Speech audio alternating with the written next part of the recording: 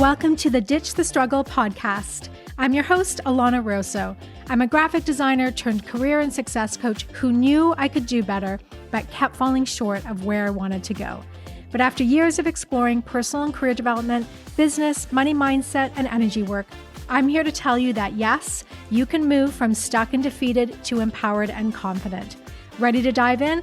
Awesome. Together, let's ditch the struggle.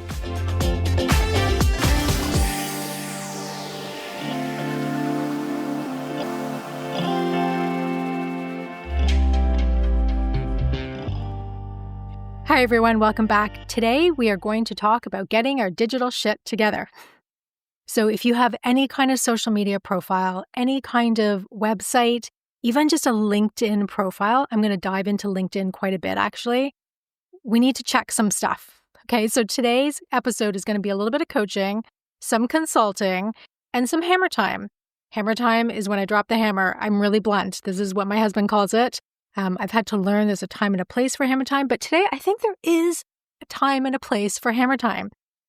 And if you choose to be offline, that's totally cool. If you have no profile and you're just like, I'm very jealous if you're just living under a rock, I would love that. But if you have at least one social media profile out there or one website or anything like that, I'm going to recommend listening to this episode because I had to personally take this advice myself. I had to dig a little deep myself. So the reason I'm bringing this up is that I tend to get a few emails of pitches of people wanting to come on the podcast. And, they send me profiles, they send me links, they send me kind of like press releases. Sometimes these are by an individual person and sometimes they are by a PR agency.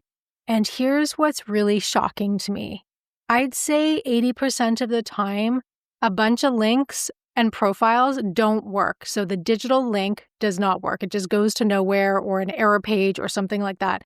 I once had a PR agency and they looked like a legitimate PR agency. I'm not sure if they were, but from what I could tell online, they were.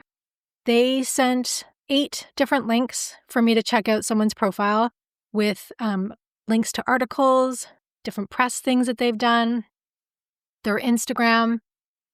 6 of the 8 did not work. Okay, so 6 of those 8 did not work, including her Instagram profile. So I had to manually go and look it up. I was really frustrated. And this is happening all the time. I cannot believe how often, the links are not working. And what I find interesting is that it is a little bit of we're derailing our business and it feels like a little bit of self-sabotage sometimes. I'm going to dive more into that a little bit later. But I'm kind of constantly shocked at how many of these digital links don't work. And just the other day, I was looking at 2 different websites. I was really interested in the services of 2 different people. And on both websites, totally unrelated, the About section page did not load, did not work. I had no idea. I couldn't find out anything about this person. And your About page is one of the most important on your website. So the purpose of talking about this is that you may want to consider doing an audit of how you are showing up online and how your profiles are working. Now, I know the audit word may freak you out a bit, but the good news is we're not talking about money. We're not talking about taxes. I mean, that is not my lane. We know that, right? This is not a finance podcast. But we do need to go into what we're putting out there and look at it and audit it and make sure that everything is working. So I personally had to do this because lately I just was getting so frustrated that all these things I was clicking on just weren't going anywhere. Completely unprofessional. So I was like, I better go look at my own stuff. So I started with my Instagram. It's similar to a link tree. It's called Contact in Bio. I'll just call it a link tree because it's easier to say. And yeah, I have 8 or 10 links in there. 2 of them weren't working. So I had updated my website, moved a few things around. The links were not valid anymore. So they were broken. That was on me. I had to obviously go in and change that. I was like, okay, I really have to pay more attention to this. It's easy to let these things slip. So I know we sometimes just mess up. But sometimes these are really big mistakes and just we're pushing clients, we're pushing business away is what it is. So then I went into my website and of course I have a billion kind of links through there that you can click through, partly because I was guesting on a lot of different podcasts at one point. So I have them all on my website. So if you want to hear conversations with me on the other side of the mic, you can head over to alanarosa.com/as-seen-on. I had to think about that for a second. And lo and behold, there was 2 different links on my website that didn't work there. So it happens to everyone. I totally get that. But I am a little bit curious as to how people can be, it's a little sloppy. Let's just put it that way. It's a little bit sloppy. I see it on resumes. I see people having links to their website on the resume. It's like they have a hyperlink on the PDF and it doesn't work. Or the link to their email doesn't work. So going through absolutely everything that you do and that you're putting out there digitally is really, really important to be seen as professional and to kind of get that digital shit together. If we're talking about LinkedIn, so I get really frustrated on LinkedIn. I guess this is also just a venting session for me, just to kind of get it out there. I do spend some time on LinkedIn. It is a very effective platform, but I want to be very clear. I do not love being on LinkedIn. After about 10 minutes, I've hit my max and I'm kind of done, but it's been a really effective tool for me. I've put quite a bit of time and energy into my profile. And the great thing about LinkedIn, though, is you can kind of build it to some extent and forget it. Like, you don't have to be super active on it. I think people freak out and think it's going to be like being on Instagram or something. It's not like that at all. So it's a great platform if you are building a business and or networking or job searching, obviously. So I spend quite a bit of time on LinkedIn because 99% of the time I'm helping a coaching client who, if they're looking for a job, we're going to be going through their LinkedIn and I do an audit of that. And then we do sessions around that. Your profile section is really, really, really important. And people tend to forget to flesh this out properly. Never mind the about section, which is part of the profile. That's important. But just having contact information that is correct. Again, I'd say 80% of the time I'm seeing profiles with links that don't work. And I was looking someone up on LinkedIn the other day and I knew they had 2 businesses. So I go to the profile section and I was like, oh, the easiest way for me to find this all out is go to their LinkedIn, click on their profile where it says contact info, and the websites should pop up right there. You need to have everything totally accessible. So there was one link, one URL, and I click on the URL and it goes to like an error page. So that didn't work. And then I'm like, where's the other URL? She has 2 businesses. So that wasn't working. I could not get the information I wanted. So then I'm going down the Google rabbit hole and trying to figure things out that way. These are really simple things. And again, I'm seeing this time and time again that people aren't putting the information in correctly, not checking it, and not taking advantage of, if you're going to be on LinkedIn and put yourself out there, then make it worth your time and energy and actually get all this together. The other really common thing I see, and this one really drives me nuts, when you click on the contact info, so that's just like kind of under your profile picture and your headline.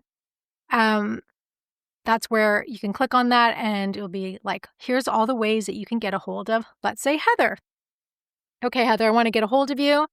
I want to contact you. And I'm not quite sure I just want to DM you on LinkedIn. And I'm going to talk about that in a second too. So here's where information should pop up. Now, I'm not saying put your phone number out there. You don't have to do that. But at the bare minimum, I would say have an email, and you can create a special email that's just for putting it out there publicly. So it's not going in to all your other emails. I totally get that. But there should be something there beyond your LinkedIn profile URL. So this drives me nuts, is like contact info. Okay, Heather, want to chat with Heather, want to contact her. And I click on the contact info and all it shows me is her LinkedIn URL. Well, I'm on her LinkedIn. I don't need the URL of that. I need an alternate way of getting a hold of her because potentially I want to hire her. And this happened to me. Again, this is all just coming up for me. There was a specific niche coach that I was looking up on LinkedIn, and I wanted someone in person, so I didn't want a virtual, very niche, for specific skills.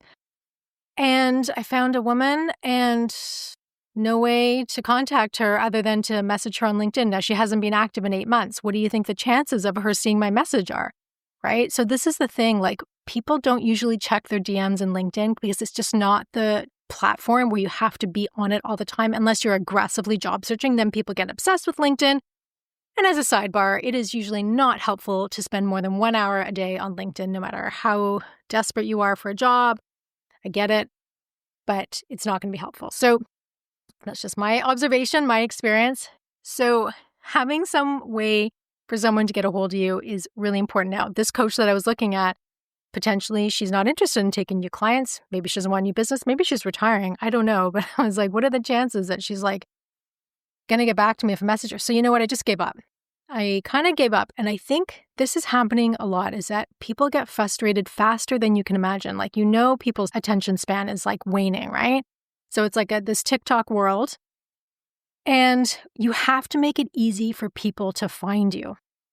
And everything has to be working and all your ducks have to be in a row. So I'm highly recommending that you get like this little audit going and start looking at everything you're putting out online, even if it's literally your one LinkedIn page and your one profile. Facebook, I've gone to people's Facebook business pages and the links to their website doesn't work. Or, and here's a really good one, they've probably bought the URL or they've bought their domain and they put the website up. So let's say it's heathersdonuts.com and you want to go to heathersdonuts.com. So you click on it and it goes to a domain registration page.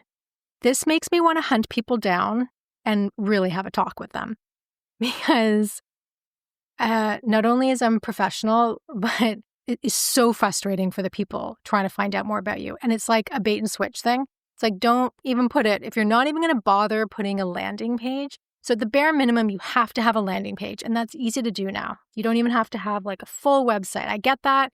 It's going to take time. Heather's Donuts has just opened. She maybe doesn't have time. She's just baking all these donuts, doesn't have time to make a website. I get it. But have a landing page. And in that landing page, you have to explain some kind of way that the person have a link to something or your Instagram page or capture their email so you can put them into your funnel so you at least have them potentially as a customer and keep them engaged.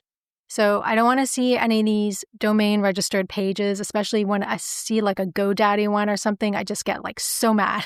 I just like, oh, not a GoDaddy fan. But hey, if you want to do Wix, there's so many, I'm okay with Wix. There's some really good templates. And personally, I think there's really no excuse to not have some kind of website if you are actively trying to build a business or put yourself out there a little bit more.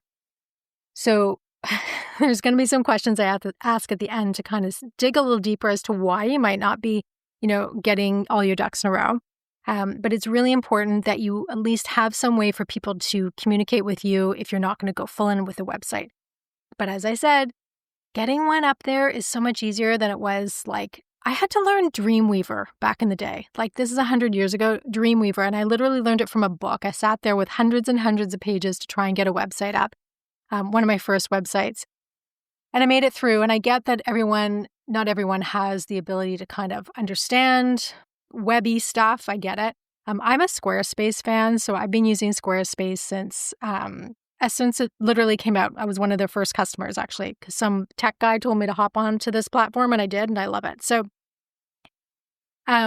so please do something other than just registering your domain. Great to have it.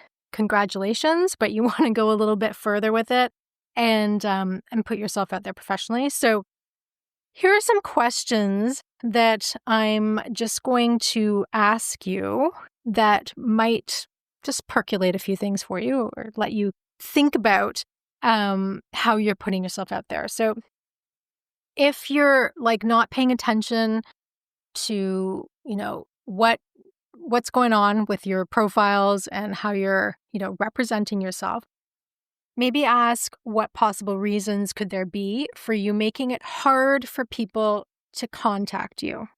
And I get privacy. Okay, so I really get that. And going back to LinkedIn for just a second, you really can control your privacy settings really well. It's pretty robust in the back end. It's actually kind of complicated, but I did make the mistake once, and this is kind of interesting in terms of not letting people find me that I needed to find me. I was going through the job interview process. Actually, I talk about this interview in episode 13, which is called Welcome to the Wood Chipper. It's kind of a funny story because I didn't take the job because I saw the major toxic red flags. But the person I was interviewing with, she's like, yeah, so I've clicked on your LinkedIn profile and I can't get to it. I can't see it. It's like an error message or something.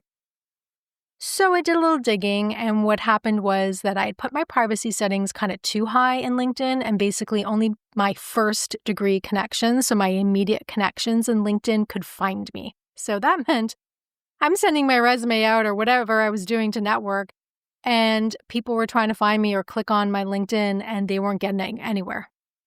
Like, this was going on for a while until this person brought it up with me. So it's kind of embarrassing. Obviously, it was not feeling great. So I had to go through and set the settings. So I do get the privacy piece. However, you have to really weigh, do you want people to actually find you and contact you? And so there's being private and there's being just you're shutting yourself off from potential opportunities. And that's what I was doing in that situation, although it totally wasn't conscious. But again, I had to pay more attention. I should have been paying more attention to that. So again, the question is, what possible reasons could there be for you making it hard for people to contact you? And another question to ask yourself is, how comfortable are you being seen and found? How comfortable are you being seen and found? Do you really want to hide?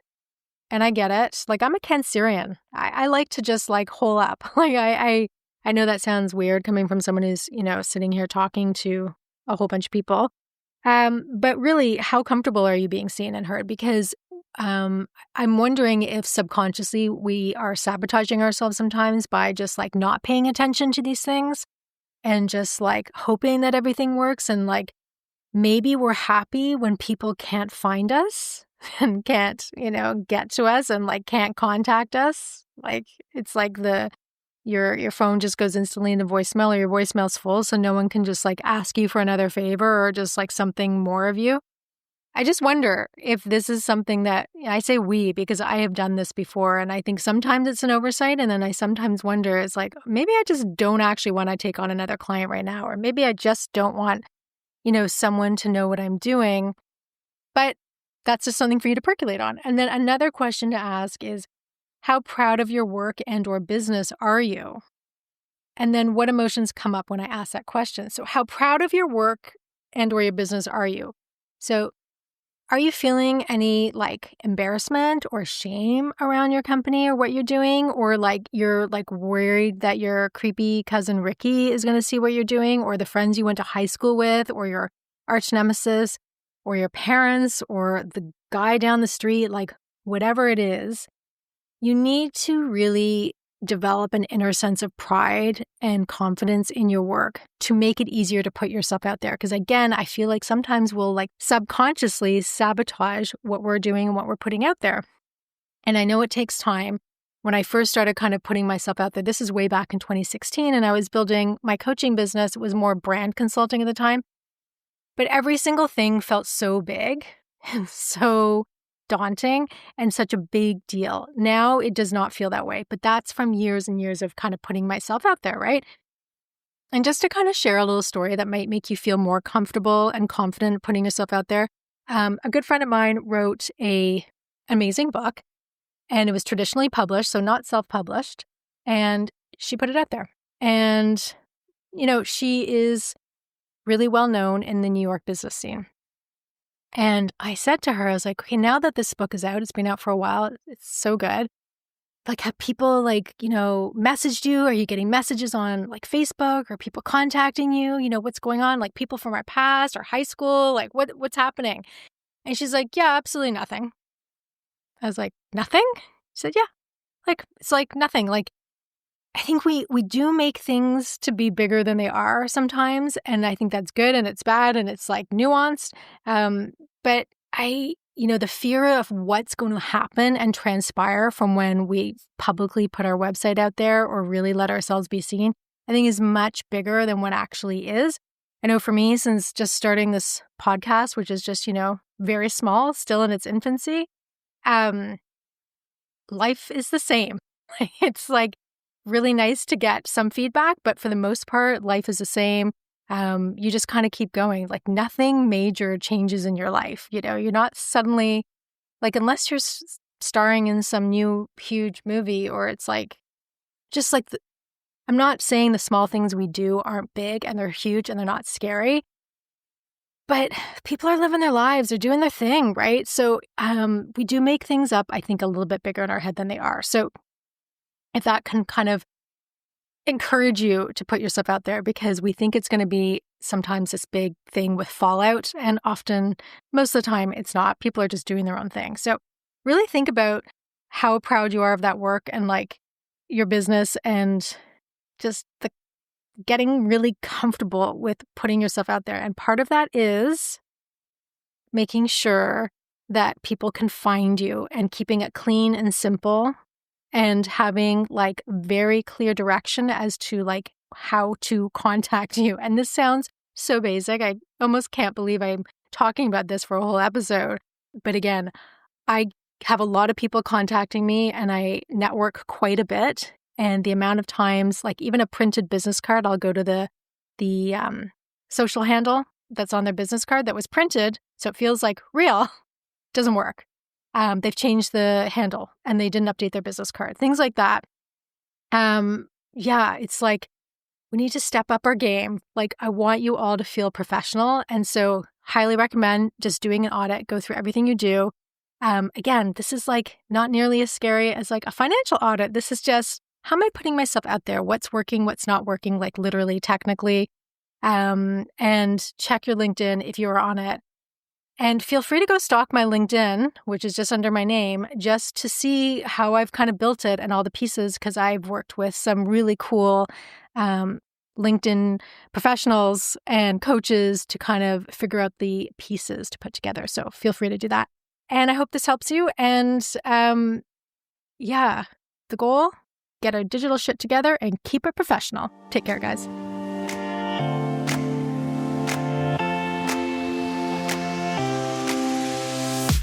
Thank you for joining me today on Ditch the Struggle. You showing up here means so, so much to me. To dig deeper into the topics discussed today and to learn about my work, visit alanarosa.com. And don't forget to download your free resources while you're there. And if this episode resonated with you, please share with others who also want to ditch the struggle. Go ahead and subscribe to the podcast, leave a rating and a review, and let me know what you'd like to see more of on this podcast. And before I go, I want to leave you with my 3 favorite ways to ditch the struggle. Be your own best advocate, take baby steps for the win, and forget about a linear career path. It's overrated and you are doing just fine. See you next time.